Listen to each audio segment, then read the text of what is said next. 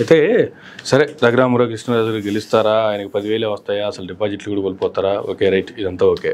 Coming to the point నా point ఏంటంటే 3 పార్టీలు కూటమిగా ముందుకెళ్తున్నాయి. 3 పార్టీలకి సంబంధించినటువంటి రాష్ట్ర అధ్యక్షులు ఉన్నారు. 3 పార్టీల్లో కూడా నెంబర్ 2లు ఉన్నారు. ఒకటి ప్రధాన పార్టీకి సంబంధించి చూసుకుంటే టీడీపీ చంద్రబాబు నాయుడు గారు, నెంబర్ 2 లోకేష్ గారు. ఇక్కడ చూసుకుంటే జనసేనలో పవన్ కళ్యాణ్ గారు, నెంబర్ 2 నాదెండ్ల మనోహర్ గారు. ఇటు చూసుకుంటే పురంధేశ్వర్ గారు. ఇంక నెంబర్ 2 ఆ పార్టీలు ఎవరున్నారో అంతే నాకు పెద్ద ఐడియా లేదు. సరే ఎవరుంటే వాళ్ళు, వీళ్ళైనా గెలిచే పరిస్థితులు ఉన్నాయా లేవా? ఇంకా టీడీపీలో చూసుకుంటే హిందూపూర్లో బాలకృష్ణ గారు హ్యాట్రిక్ కొడతానన్న ధీమాతో ఉండి కూడా గెలుస్తారా లేదా అనేటువంటి డౌట్తో వాళ్ళ మిస్సెస్ వసుంధర గారితో కూడా నామినేషన్ ఇచ్చినటువంటి పరిస్థితి. అయితే నామినేషన్ క్యాన్సిల్ అయింది, అది వేరే విషయం. అసలు వీళ్ళందరికీ గెలుపు అవకాశాలు ఉన్నాయా లేవా? పార్టీల పరంగా ఎన్ని సీట్లు వస్తాయి? ఇప్పుడు కూటమికి మీరు అన్నట్లు 30 వస్తాయా, 40 వస్తాయా, సెకండరీ. ఈ 40లో ఈ వ్యక్తులు ఉంటారా లేరా? అసలు ఈ వ్యక్తుల భవితవ్యం ఏంటంటే ఏం చెప్తారు? ఇప్పుడు నా ఒపీనియన్ ప్రకారం జనరల్గా ఏంటంటే వీళ్ళు ఎవరు గెలిచినా గెలవకపోయినా బాలకృష్ణ గారు గెలవాలండి. ఎందుకంటే దాన్ని సెడగొట్టాడు చంద్రబాబు నాయుడు గారు. బాలకృష్ణ గారు ఇలాగా దీనికి చేసి పార్లమెంట్కి ఆయన వేసుకుని ఉంటే, పరిపూర్ణానంద్ గారు వేసుకుంటే ఈజీగా గెలిచాడు. అంటే బాలకృష్ణ గారి మీద అంత వ్యతిరేకత లేదు. ఎందుకంటే ఎలక్షన్లో ఇల్లు మాట్లాడతారు తప్ప అతను ఏదో సినిమాలో అవి పట్టించుకుంటారు. వైఎస్ఆర్సీపీలో కూడా అతని మీద అంత వ్యతిరేకత ఏం లేదు. ఏం చేసినా అతను టార్గెట్ చేసేంత పర్సన్ కాదు. అందువల్ల అతనికి గెలిచే అవకాశం ఉంది. వీళ్ళు ఏం చేశారంటే రెచ్చగొట్టారు. ఎందుకంటే అక్కడ ఎట్టి పరిస్థితుల్లో ఇవ్వడానికి లేదు, పార్లమెంట్ కూడా ఇవ్వడానికి లేదు. ఎందుకంటే ఇస్తే బాలకృష్ణ గారు ఓట్లు పోతాయి బీజేపీ ముస్లింకి వ్యతిరేకంగా. నువ్వు అలాగ ఆలోచించినప్పుడు నువ్వెందుకు పోతుకెళ్ళు? తెలుగుదేశానికి మొత్తం పోవా బీజేపీతో పెట్టుకుంటే? అంతేగా సీట్లకు వచ్చేటప్పటికి నేను నచ్చిన వాళ్ళు అంటావు అని బలవంతంగా ఆపించారు. జనరల్గా న్యూట్రల్ ఓటర్స్ బాగా మేధావులండి. వాళ్ళకి చాలా కోపం వచ్చింది వీళ్ళ తాలూకు సిస్టమ్ చూసి. అంటే వీళ్ళు నచ్చినట్టుగా చేస్తున్నారనేసి. రెండోది ఆయన ఏం చేశాడు, ఎక్కడ లొంగలేదు. పరిపూర్ణానంద్ గారు నుంచున్నాడు. ఏదో మాట్లాడేస్తే చంద్రబాబు నాయుడు ఆగిపోతుంది కదా అనుకున్నాడు, అవ్వలేదు. ఇప్పుడు అక్కడ వైఎస్ఆర్సీపీ క్యాండిడేట్ ఉన్నాడు, పరిపూర్ణానంద్ క్యాండిడేట్ ఉన్నాడు. పరిపూర్ణానంద్ గారికి అక్కడ చాలా గ్రిప్ ఉందండి. పోనీ వీళ్ళు అనుకున్నట్టుగా ముస్లిం ఓట్లు బీజేపీకి పడతాయి, పరిపూర్ణానంద్ గారు ఉంటే పడదు, ముస్లిం ఓట్లన్నీ కూడా తెలుగుదేశానికి పడతాయి అని అప్పుడు అనుకున్నారు. ఆ ఆశల మీద కూడా మోడీ గారు నీళ్ళు జల్లేశారు. మొన్న మాట్లాడి ముస్లింలకి 4% రిజర్వేషన్ ఇవ్వనే తీసేస్తాం, అది ఎస్సీ ఎస్టీలకి ఇస్తాము అన్నారు. ఇస్తామనేదానికి ముస్లిం ఓట్లు బాలకృష్ణకి ఎలా పడతాయి? అంతేగా. అందువల్ల నేను ఎవడైతే గెలిచే క్యాండిడేట్ అనుకున్నానో ఫస్ట్ పోయే క్యాండిడేట్ అతనే.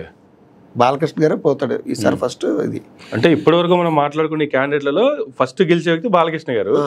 ఆయన పరిస్థితి అలా ఉంది. మిగతా వాళ్ళకి అసలు ఇంకా అవకాశాలే లేవంటారా? జనసేన పవన్ కళ్యాణ్ గారు ఎప్పుడో డిక్లేర్డ్. పవన్ కళ్యాణ్ గారు ఎప్పుడో డిక్లేర్డ్. దానికి కారణం ఏంటంటే కాపుల్లో గట్టి పట్టు ఉన్నటువంటిది. మీరు ఇందాక అడిగారు కాపుల్లో మంచి పట్టు ఉంది కదా అని. కాపుల్లో పట్టు వంగాగీత గారు కాపే.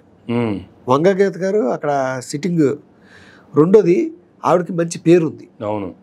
రెండోది పోనీ అలా చూసుకున్న సినిమా గ్లామర్ మీద వస్తాడనుకుంటే తీసుకొచ్చి ముద్రగడ పద్మనాభాన్ని పెట్టారు. అవును. రెండోది ద్వారంపూడి చంద్రశేఖర్ గారిని పెట్టారు, ఇటు మిథున్ రెడ్డిని పెట్టారు. 3 చోట్ల కాపు కాశారు. దానికి తగ్గట్టుగా దురదృష్టం అన్నట్టుగా అతనికి జ్వరం వస్తే ఎక్కడికి వెళ్ళి వైద్యం చేసుకుంటూ పోయేది. ఇది ఒక అస్త్రమైంది. అతను హైదరాబాద్ వెళ్ళడం అన్నది ఒక అస్త్రమైంది. ఇవన్నీ చూసుకుని ప్రజలు నిజమే కోసం, నిజమే అది ఫ్యాక్ట్. నిజంగా లోకల్లో దొరుకుతాడు, అతను సినిమాకి వెళ్ళిపోతాడు, జపాన్కి వెళ్తాడు, ఎమ్మెల్యే సంతకం కావాలా, ఎక్కడ దొరుకుతాడు? దొరకడు. వీళ్ళు టికెట్ వేసుకుని పోలేరు కదా. ఇది ప్రజలకి బాగా అర్థమయ్యి ఇంకా నమస్కారం పెట్టేశారు. అందువల్ల అనుభవం పొంది. ఇప్పుడు కుప్పంక పరిస్థితి వచ్చేటప్పటికి లోకేష్ అది ఎలాగా ఖచ్చితంగా ఓడిపోతాడు. ఎందుకంటే ఎస్సీ ఓటు చంద్రబాబు గురించి కుప్పం గురించి వచ్చేటప్పటికి మరి అతను చాలా టైట్ పొజిషన్లో ఉన్నాడు. అక్కడ కూడా భరత్ గతంలో ఎంత ఏమీ లేనంత ఎఫెక్ట్స్ ఇప్పుడు కుప్పం మీద ఆయన పెడుతున్నారు, ప్రత్యేక శ్రద్ధ చూపెడుతున్నారు. కుప్పానికి శ్రద్ధ చూపిస్తున్నారంటే గతంలోనే చావు తప్పు కన్ను లొట్టపోయినట్టుగా వచ్చింది. గతంలో మేనేజ్మెంట్ జరిగిందని ఒక మాట అంటారండి. గతంలో ఏంటంటే ఆయన ఓడిపోయారని ఒక టాక్ ఉంది. ఎందుకంటే అతను ఎలక్షన్ అన్ని కండక్ట్ చేసి అన్ని రిజల్ట్ అనౌన్స్ చేశాక చంద్రబాబు గారు నాయుడు ఎలక్షన్ అప్పటికి మెజారిటీలో అవతల పార్టీ ఉన్నాడు వైఎస్ఆర్సీపీ. ఆ తర్వాత 1 or 2 hours పోలింగ్ అసలు అనౌన్స్ చేయలేదు. ఫైనల్గా లాస్ట్ రౌండ్ అని చెప్పి చంద్రబాబు నాయుడు గారు అనౌన్స్ చేశారు. మరి అక్కడ ఏమైనా మేనేజ్మెంట్ జరిగిందేమో తెలియదు.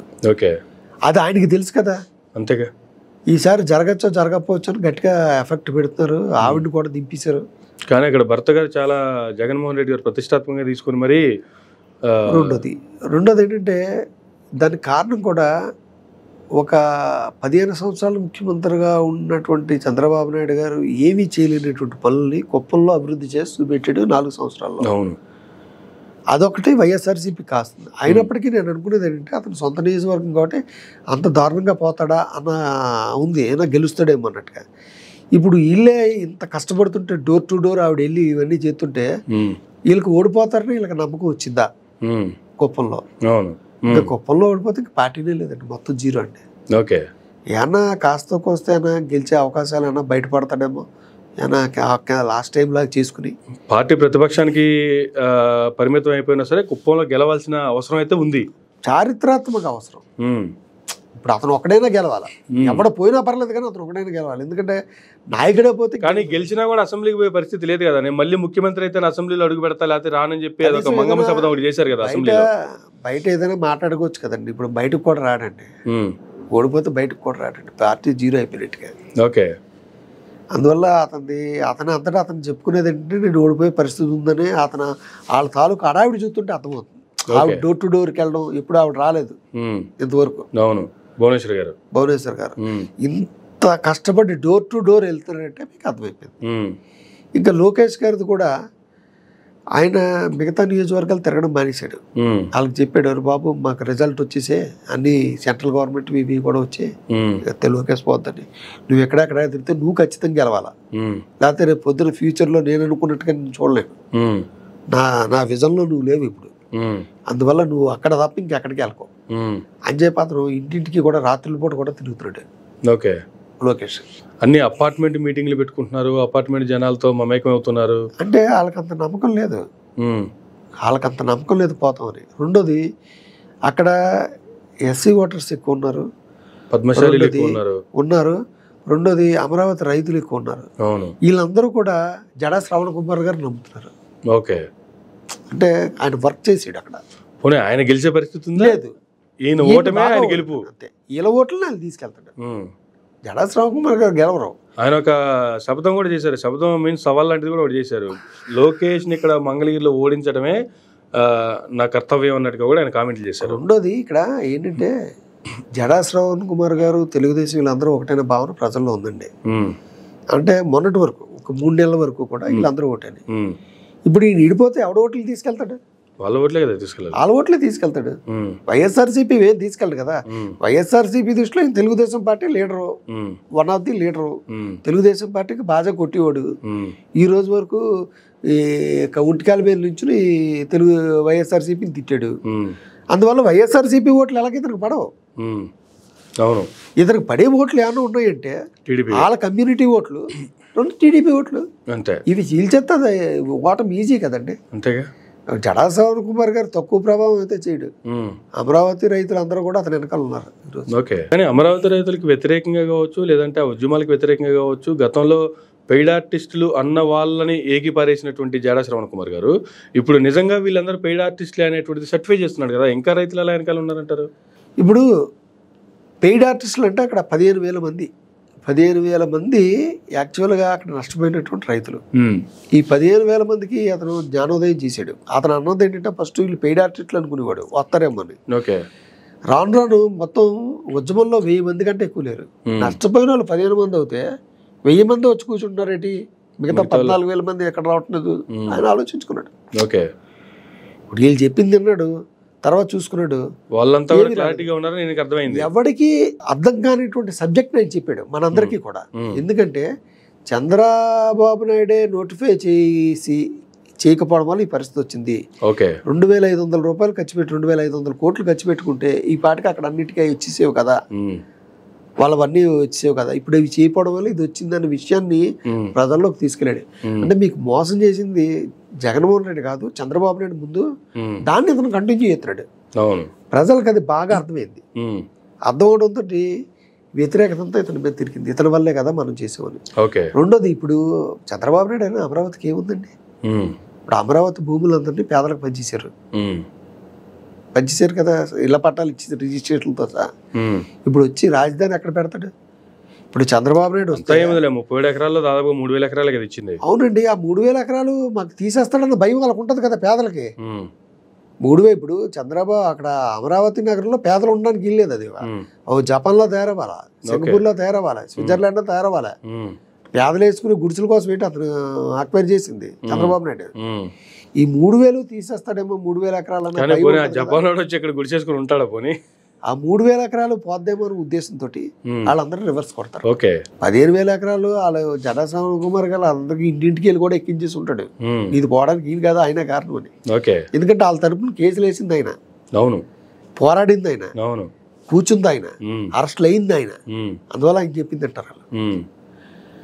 అందువల్ల వాళ్ళకి కనీసం 200-300 ఓట్లు కూడా అమరావతి రైతుల నుంచి చంద్రబాబు నాయుడు గారు పడదు. ఇది 100%. సో ఈ యాంగిల్లో లోకేష్ గారికి కూడా అవి ఎప్పుడు డిక్లేర్డ్. నాకేంటంటే కొంచెం చంద్రబాబు నాయుడు గారు గట్టిగా కష్టపడుతున్నారు కదా, కుప్పంలో ఏమైనా మేనేజ్మెంట్ ఏమైనా చేసుకుంటాడేమో అన్న ఒక డౌట్ అవుతూ ఉంది. మేబీ వీళ్ళందరిలో కూడా మేబీ పాసిబిలిటీ ఉంటే చంద్రబాబు నాయుడు గారు కొంచెం అసలు బయటపడే అవకాశం. ఆస్ట్రాలజర్స్ కానీ అందరూ కూడా ఆయన పోతాడని చెప్తున్నారు. ఇంకో ఆయన అయితే 25,600 ఓట్లతో పోతాడు, రాసి పెట్టుకోండి అని చెప్పి ఆ నెంబర్ తో సహా చెప్తున్నాడు ఆయన. ఒక 20,000, 25,000, 30,000 ఓడిపోతాడంటే వేరే విషయం. 25,680 ఓట్లతో ఓడిపోతాడు రాసి పెట్టుకోండి. విజనరీ కదా, ఏదైనా చేస్తాడేమో అంటే ఓడిపోయినా గెలిపించుకోవడానికి ప్రయత్నం చేస్తాడేమో అని చిన్న ఉంది. లాస్ట్ టైం నా మనసుకు దోచిందంటే చంద్రబాబు నాయుడు గారు ఓడిపోయారు. ఎందుకంటే అన్ని రౌండ్కి చెప్పి వాళ్ళు 2 hours ఆఫీసర్ గుర్తుందా? అవును, అంతవరకు లీడింగ్ అండి. ఎప్పుడు జరుగుతుంది? లాస్ట్కి వచ్చేటట్టు ఎందుకు ప్రకటించారు? ఓడిపోయే పరిస్థితులు ఉన్నప్పుడే మేనేజ్ చేసుకోవడానికి ఇటువంటి కార్యక్రమాలు జరుగుతాయి. ఇప్పుడు అలా చేసుకుంటారేమో ఈయన రావడం కోసం. అప్పుడంటే అధికారం ఉంది కాబట్టి మేనేజ్ చేసుకునే పరిస్థితులు కూడా మేబీ పాసిబుల్ అయ్యి ఉండొచ్చు. ఎందుకంటే వాళ్ళు కూడా వదిలేచ్చు. నాకు అది నేను వదులుతాను కాదు. వైఎస్ఆర్సీపీ వాళ్ళు కూడా చంద్రబాబు నాయుడు గారు గెలవాలనుకుంటాడు. ఎందుకంటే అతను అసెంబ్లీకి రావాలి. వాళ్ళు లేకపోతే ఇతను వీళ్ళతో ఎవరితో మాట్లాడతాడు? వాళ్ళు కూడా ఇప్పుడు అతను మేనేజ్ చేసుకున్నట్టు చూసి చూడనట్టుగా వదిలేస్తారేమో అని. జనరల్ గా రూల్ ప్రకారం పోతే ఓడిపోతాడు, చూసి చూడనట్టుగా వదిలేస్తారు. ఎందుకంటే రావాలి కదా అసెంబ్లీకి అని ఉంటదేమో నేను అనుకుంటున్నాను. ఎంత ఓవర్ ఇట్ ఈస్ కరెక్ట్ కాదు కానీ అక్కడ ఉండేది ఏమీ చేయలేదు కుప్పంకి అన్న విషయాన్ని ప్రజలు గుర్తుపెట్టుకున్నారు. ఆయన చేశారనే విషయాన్ని గుర్తుపెట్టుకున్నారు. అక్కడ ఉన్న క్యాండిడేట్ కూడా చాలా పవర్ఫుల్ క్యాండిడేట్, వైఎస్ఆర్సీపీ క్యాండిడేట్. ఇది ఈ రోజు నుంచి కాదు, అతని సీట్ని 3 సంవత్సరాల క్రితం ఇతను అనౌన్స్ చేసాడు. అతను అప్పటి నుంచి వర్క్ చేసుకున్నాడు. ఆ ఫలితం కుటుంబం అంతా కూడా వచ్చి డోర్ టు డోర్ తిరిగి అక్కడే కూర్చుండిపోతున్నారు వీళ్ళు. అంటే వాళ్ళకి విజన్ కనపడింది జీరోని. దీన్ని కాపాడుకోవడానికి ఆయన ప్రయత్నం చేస్తారా? మతలబ్ అంతే. ప్రజల నుంచి ఓట్లు పడుతుంది కాదు, మేనేజ్మెంట్ అయినా చేయగలుగుతాడా అన్న విషయం మీద ఆలోచిస్తాను. Thank you sir, thank you very much అండి. రాష్ట్రానికి సంబంధించినటువంటి అనేక విషయాల మీద ప్రేక్షకులతో పంచుకున్నందుకు. ఇదండి హనుమత్ ప్రసాద్ గారితో ఈనాటి ఇంటర్వ్యూ. మరొక ఇంటర్వ్యూలో మళ్ళీ కలుద్దాం. చూస్తూనే ఉండండి మైరా మీడియా.